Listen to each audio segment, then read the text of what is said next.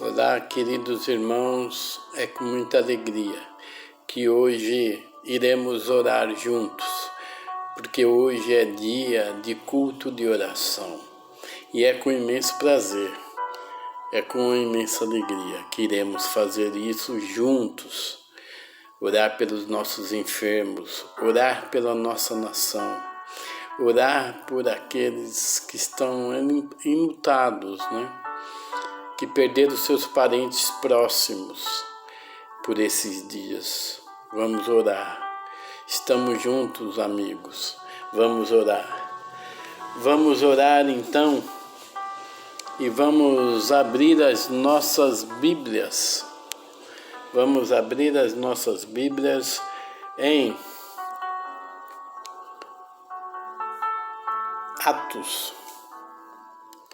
Atos 3, 19, que diz assim: arrependei-vos, pois, e convertei-vos, para que sejam apagados os vossos pecados, e venham assim o tempo de refrigério pela presença do Senhor. A conversão, querido, do latim conversione, no Antigo Testamento, a expressão tem a ver com o seu significado principal: a volta para Deus, mudança real na vida do ser humano. O sentido geral da conversão é mudar a orientação da própria vida, ou seja, reorientar as opções para Deus, afastando-se do pecado. Existe um jeito certo de se converter? Não. A conversão é a manifestação externa da regeneração e podemos ver o efeito que ela produz. O efeito mais notável produzido pela regeneração é a conversão genuína, no qual o regenerado expressa sua fé e seu arrependimento verdadeiro, com consequente abandono do pecado. Automaticamente ela abandona o pecado. Em outras palavras, quando falamos da conversão cristã, querido, você muda de direção. O afastamento do pecado é a aproximação de Deus. A conversão pode ser definida como um ato consciente de uma pessoa que se arrepende, no qual ela se volta para Deus e fortifica sua fé. Observe que há dois movimentos presentes nessa conversão: o movimento do afastamento do pecado, caracterizado pelo arrependimento, e o outro movimento de aproximação de Deus, caracterizado pela fé. Podemos dizer que a conversão possui os seguintes elementos, queridos: mudança de mente, a metanoia. O novo convertido, no começo, começa a ver o pecado de uma forma diferente e ele precisa mudar de direção.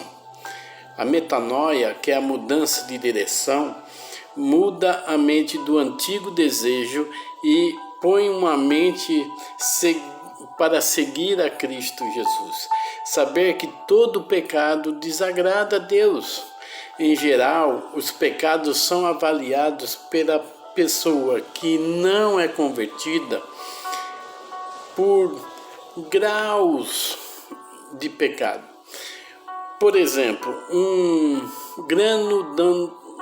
grande dano social são considerados graves, e pecados que causam pouco dano social ou apenas leves normalmente são tolerados.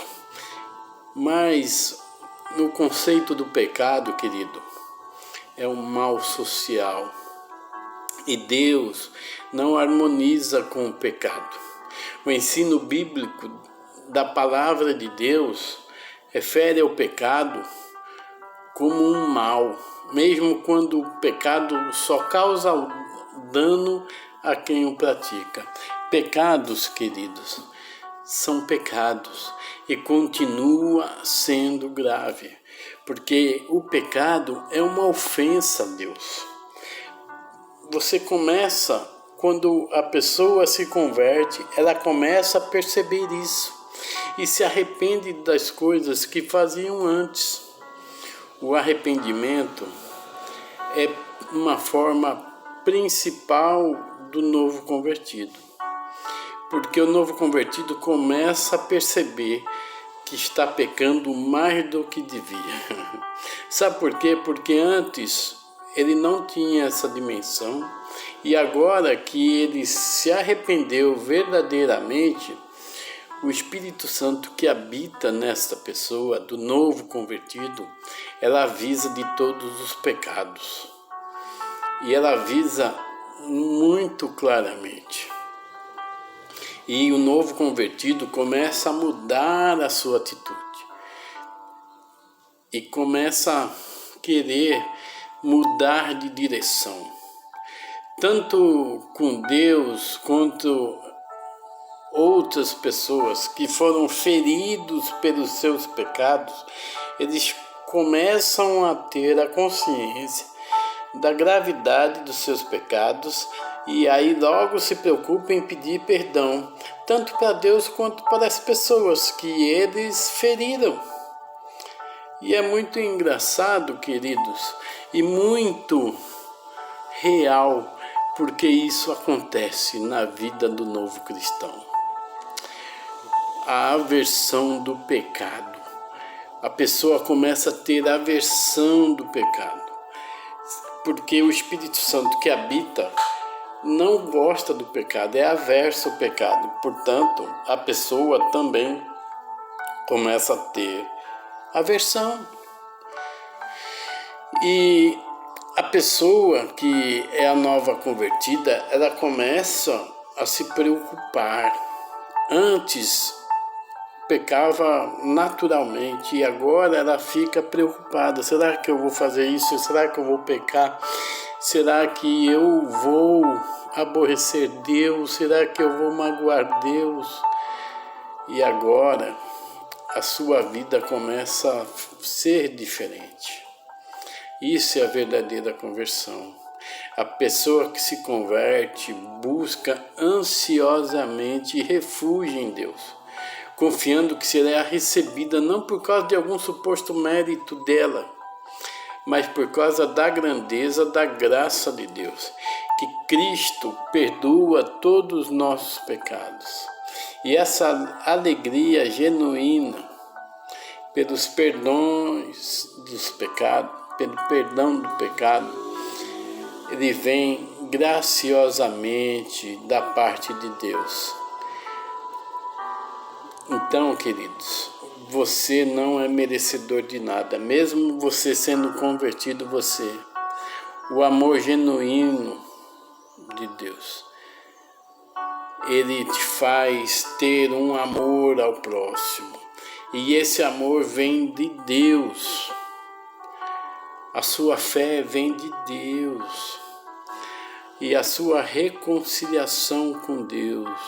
A pessoa que se converte passa a amar mais a Deus, começa a amar Deus intensamente e começa a amar ao próximo como a si mesmo, sentindo prazer genuíno de estar na casa do Senhor. Ele começa a servir a Deus e aos seus irmãos. Em Ezequiel 18:32 diz assim: pois não me agrada a morte de ninguém. Palavra do soberano, o Senhor, arrependam-se e vivam. Portanto, amados, Deus não se agrada com sua morte. Arrependa-se, viva, disse o Senhor, através de Ezequiel. E por fim, a conversão é uma obra divina e ao mesmo tempo humana. Na conversão, a soberania de Deus caminha de mão dada com você, com a sua responsabilidade. Embora Deus seja completamente soberano na salvação, é o pecador, é você que precisa crer e a se arrepender dos seus pecados.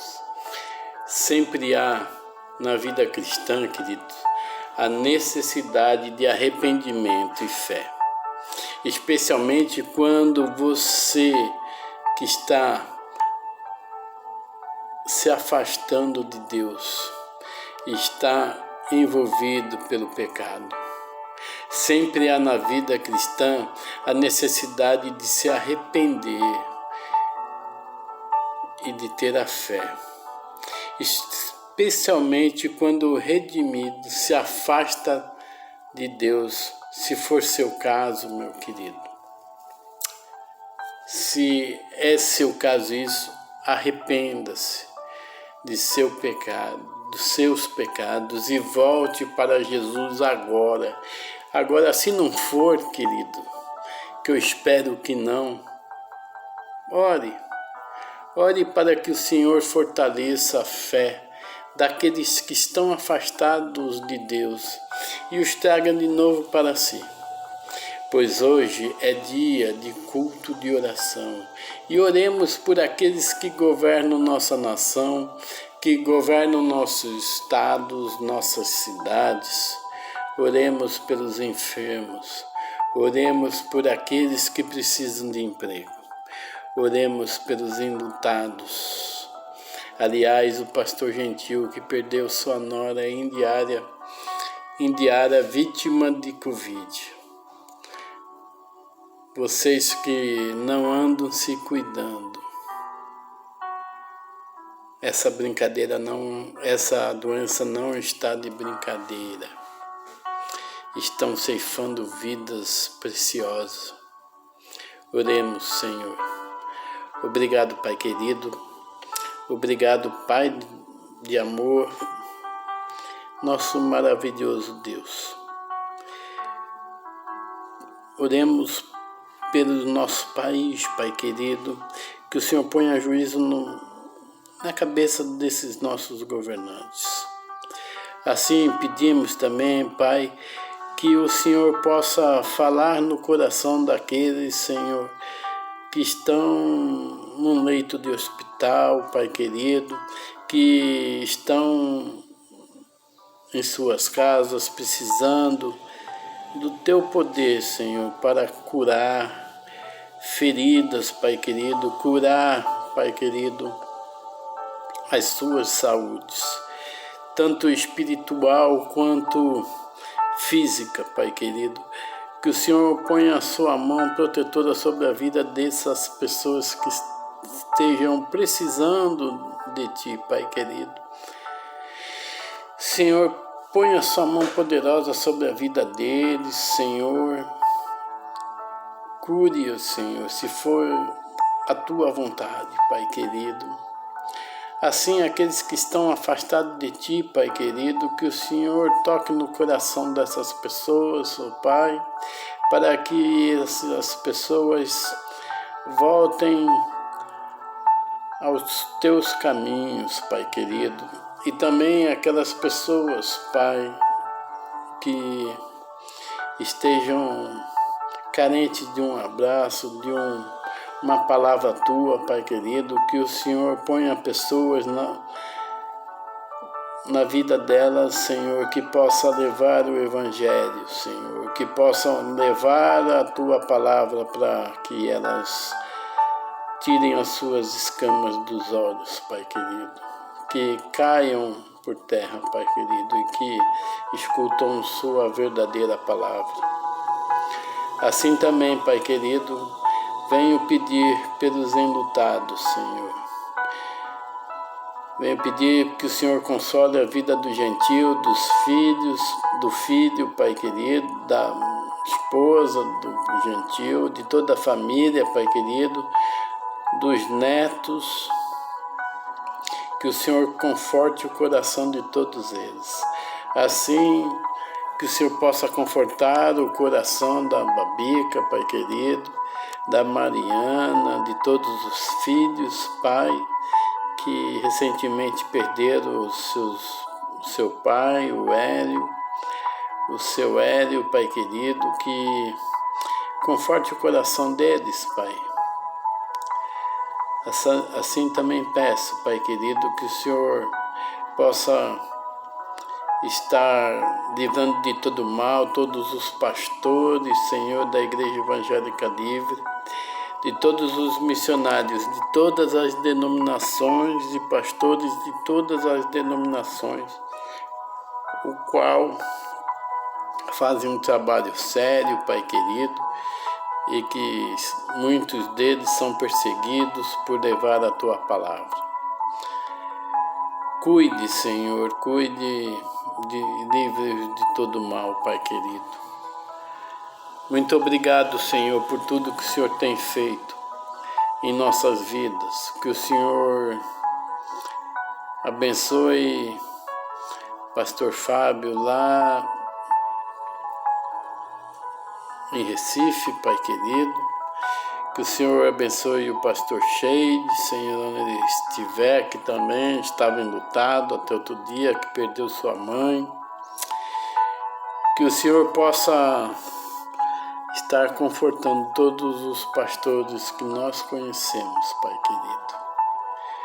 Pastor Claudinei, Pastor Hans, Pastor Dojão, todos eles, o Werner. Eu queria falar o nome de todos, do pastor Erasmo, pastor Nelson, que fez a cirurgia, que está precisando ainda de recuperação, de todos os pastores, Pai querido,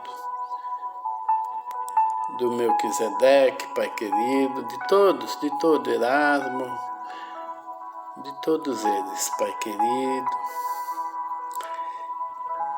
de todos eles. É assim que eu oro e agradeço em nome de Jesus. Amém.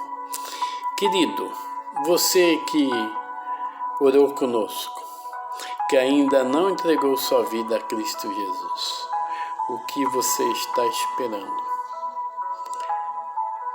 Me mande mensagem no privado que faremos a oração junto, tá bom? Que Deus abençoe a sua vida e a vida de todas aquelas pessoas que estão vendo esse vídeo nesse exato momento.